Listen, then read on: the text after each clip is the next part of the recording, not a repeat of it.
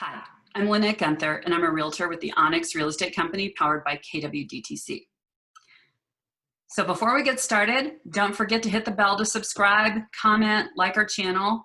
We deliver content every Thursday.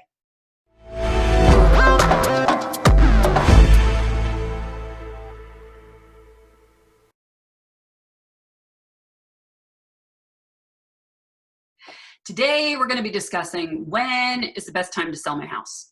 Should I wait to sell my house? What's really happening in the market with this COVID business? What do I really need to think about? And is this the best price I can get? Really, the question is this the best price I can get for my home in the next 10 years? I don't think like that, and maybe it's time to start thinking like that. So while I'm going through all that information, I want you to think about a few things in the background. Think about, okay, what's the condition of my home? What's the equity position, meaning the difference between what you owe and what you'd sell it for? Where you're living, why you're living there. Are you having babies? Are you having grandchildren? Are you empty nesting? Is your empty nesting coming home? Are your kids in college? Are they going to be homeschooling from college? Are your younger children going to need accommodation in the home for schools and you have separate space? Do you need to refi? I mean, now's a great time to refi. Is there a party in the home that's 62 years and up? Could I get interest on my equity while I'm living in my house? That's a thought. That's a reverse mortgage. Everybody thinks of it like your great grandmother's reverse mortgage and you take a bath. It's no longer the case. Are you in a situation where you're concerned? You're concerned about a short sale or foreclosure? Are you handling family property for estate or probate? Are you in a situation where you want to combine households, either multi-generationally or a lot of people are buying homes with friends, especially in the Denver market. Think about all those things. And I guess the other thing is on a happier note, do you want vacation property? So when's a good time to sell your house? So at the beginning of the year, we had 3 months of housing inventory nationwide. In the Denver metro area, it was tighter. We had 1 month of inventory. With the national inventory being 3 months and the local inventory being 1 month or under, it's a real illustration of local differences. So if you're not in Colorado, you need to take a look at what your inventory looks like and what that means for you as a seller. So let's take a quick minute and talk about what inventory means. So we're not sitting around at a barbecue saying, what's the housing inventory like? Have you checked it lately? We're not saying that. It's just really not in our typical vocabulary. So that's one of the things that I want to talk about. I mean, we all kind of know what inventory is. So if you're JCPenney, it's how many pillows or how many sheets you have, and you count it once a year and you handle all of that. So housing's a little bit different. So housing, it does mean how much you have, but it's based on how many listings or homes for sale that are active divided by the number of pending or sold units.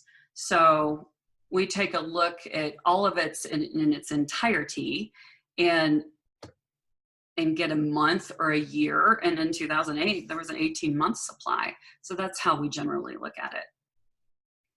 So now that we know kind of what inventory means and we know it's the number in a certain period of time, it's time related, what's that mean? Like, that's nice. What's that mean to you as a seller? What's that to me, mean to me as a seller or a buyer? So if housing inventory is under 6 months, it's considered a seller's market. So we've had a epic seller's market for a number of years now, and we're still in a seller's market. If the inventory is 6 to 7 months, it's considered a balanced market. And if the inventory is over 7 months, it's considered a buyer's market. So for sellers, we obviously know that inventory is low. And our economists estimate we are still underbuilt by about 4 million homes nationwide, given the demographic demand. So coming into 2020, we had high buyer demand, low interest rates, low unemployment, low inventory, and now we're going to add a low distress level in the market. So the distress level is defaults, short sales, and foreclosures. The next great thing is to look at generally homeowner equity. So along with a low distress level, homeowners have more equity in their home now than they did in 2008. So I look at these statistics and I'm like, duh, yeah, we sure do as homeowners. And what was particularly interesting is right now, 42.1% of homeowners own their homes free and clear. And along with that, 58% of homeowners have at least 60% equity in their home. So it's a very solid position in terms of ownership. So there are many things that cause an increase in equity for homeowners. And in this case, I'm going to address one thing in particular. So the increase in equity is given in part to far more conservative lending standards over the past 10 years. So less mortgage credit has been available to buyers, fewer equity lines have been extended, and consequentially fewer foreclosures. So many things to consider, yet that's been something that's been effective. So even after a slight pause in 2018 showing softening price growth, we still saw prices rising in 2020 in many areas of the US, Denver included. Even with slower momentum in 2020, it was still shaping up to be a good year for sellers. Then COVID-19 hit. Here we are. So COVID-19. It shuts down the economy for 2 months. It causes mass confusion amongst buyers and sellers. And you should have seen the agents. We were getting updates sometimes 3 times a day that were markedly different, and trying to make sure we were managing everything as appropriately as possible. And we were lucky. We were getting direct information from the Colorado Attorney General. So it was just massive confusion.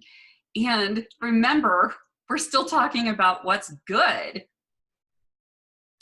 So for now, coming out of quarantine, we're seeing a burst of pent-up demand. People have been locked down for 2+ months. Many of them are trapped in completely unsuitable living quarters. It's just insane, the whole thing. And then we have the statistics. So Google reports that searches for homes are up 54% from previous. Mortgage applications are up 6%. At the same time, sellers have taken their homes off the market. So the inventory position is even more compromised. We have less inventory against demand than we did before. So for the people that want to sell their homes, that have them on the market, they're in a very unique, specific window of opportunity. It's an excellent time to sell for the moment.